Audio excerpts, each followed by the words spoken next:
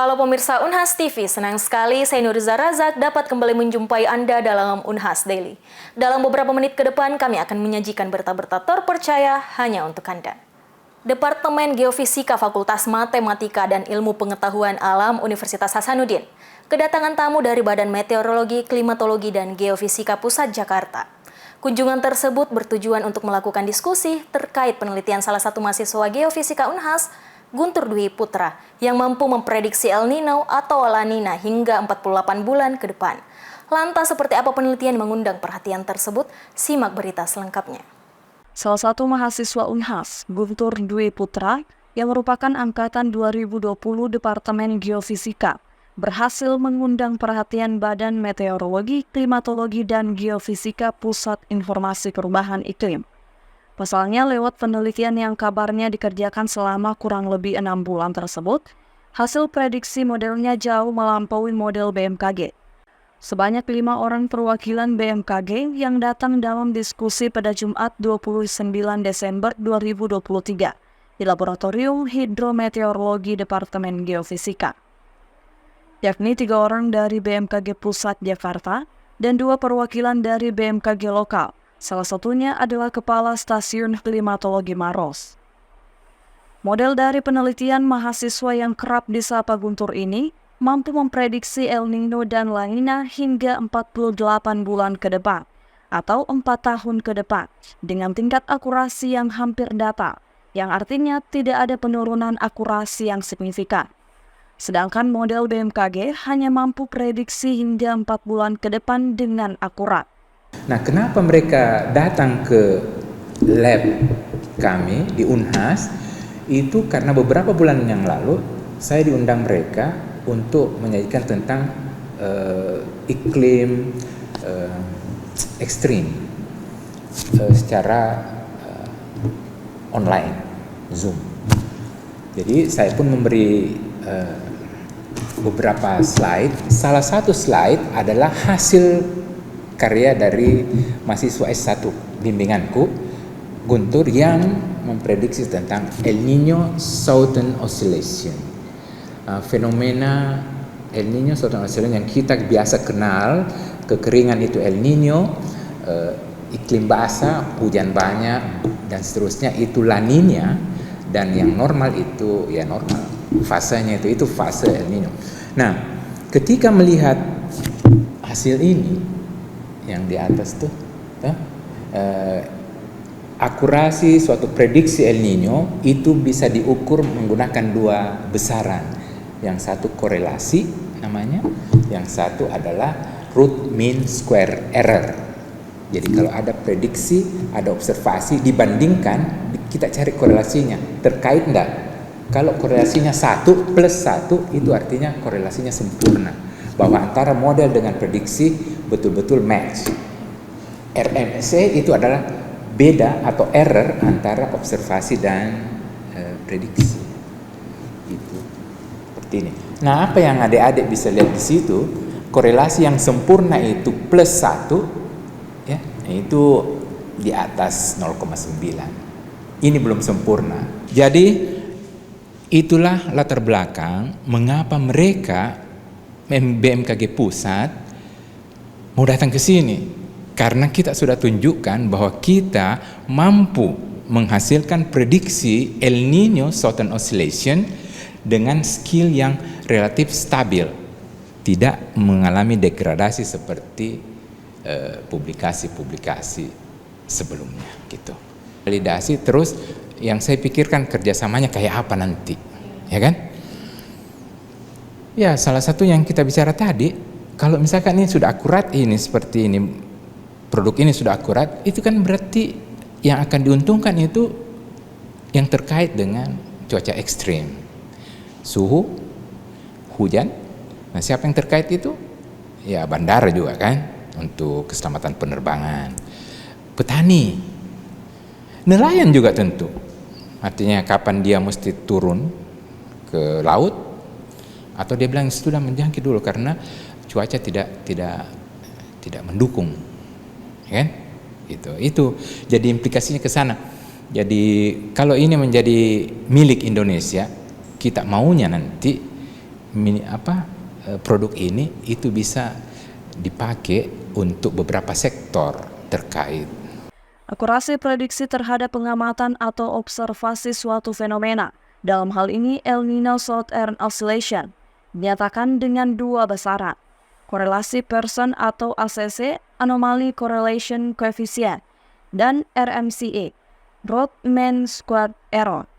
Prediksi akan semakin bagus jika korelasinya mendekati angka 1 dan error semakin rendah mendekati 0. Jadi terkait hal tersebut mungkin nanti dari pihak BMKG bisa mungkin saja mengkoreksi atau saya lebih belajar lagi terkait bagaimana prediksi yang sebenarnya yang valid seperti itu. Nah, terkait hal tersebut juga model prediksi ini saya tertarik mengambil topik seperti ini karena melihat perkembangan AI dan salah satunya neural network juga termasuk jaringan syaraf tiruan yang diklasifikasikan sebagai artificial intelligence. Nah, di situ saya melihat dari beberapa referensi berawal dari YouTube dan beberapa penelitian terkait dengan prediksi-prediksi yang awalnya saya gunakan untuk curah hujan. Nah, sampai ketika lebih mengubah variabelnya menjadi indeks ENSO. Terima kasih. Informasi yang didapat oleh BMKG terkait penelitian tersebut berawal dari diskusi yang membahas iklim ekstrim antara BMKG dengan Profesor Dr. Halmar Khalid MSc, Guru Besar Hidrometeorologi Departemen Geofisika Unhas, yang juga merupakan pembimbing dari Guntur Dwi Putra dalam penyusunan penelitian tersebut. Profesor Halmar menampilkan salah satu slide yang membuat pihak BMKG tertarik, yakni mengenai prediksi tentang El Nino Southern Oscillation. Unhas terlebih dahulu akan mempublikasikan hasil prediksinya di jurnal top dunia. Selain itu, dengan model yang dikembangkan di Unhas, Profesor Halmar dan timnya juga akan modelkan beberapa fenomena lain, seperti Indian Ocean Dipole Mode, Monsoon and Madden-Julian Oscillation, yang mempengaruhi hidrometeorologi Indonesia dan efek sektoralnya. Sejauh ini di BMKG juga kita untuk prediksi yang paling bagus biasanya setidaknya sampai 2-3 bulan ke depan untuk prediksi, karena dalam ilmu prediksi itu semakin jauh kita memprediksi maka memang tingkat bias atau tingkat kesalahan itu akan semakin besar. Nah, dengan adanya metode-metode baru kita bisa coba menciptakan dan kita ingin berkolaborasi bersama para ahli di sini bagaimana kita bisa menghasilkan prediksi yang lebih panjang dan akurasinya juga semakin baik gitu ya. Sehingga inilah kenapa kami ingin berdiskusi bersama teman-teman di lab di sini. Ya, kenapa El Nino La Nina ini menjadi sangat menarik gitu ya bagi kita di Indonesia, terutama di wilayah-wilayah yang memang terdampak dari adanya El Nino dan La Nina. Kita bisa merasakan secara general ketika ada El Nino dengan skala yang kuat gitu, bisa berdampak kepada kekeringan yang panjang, kurangnya hujan, dan itu berimplikasi ke multisektor, ke pertanian, ke hidrologi, dan sampai bisa ke sosial juga kalau terjadi kekeringan yang panjang.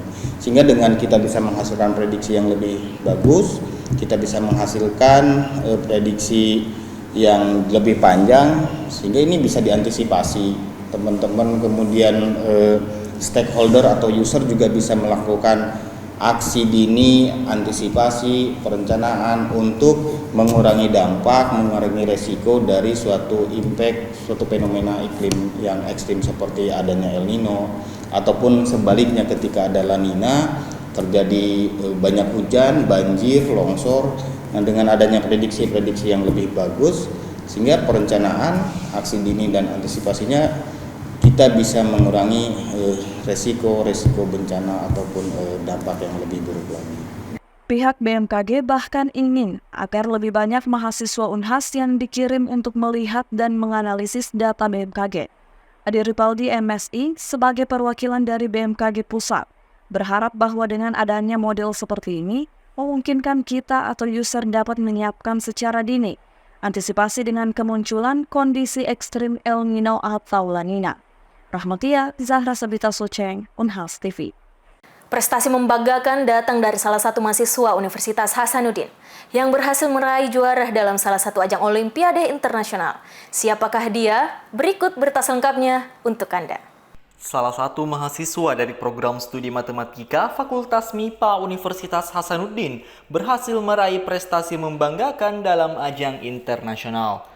Dialah Ferdi, berhasil meraih medali emas kategori individu Siberian Mathematical Competition dalam ajang Open International Inter-University Olympiad in Mathematics 2023. Ajang ini diselenggarakan oleh Novosibirsk State University, Rusia, secara daring pada 10 Desember 2023 lalu.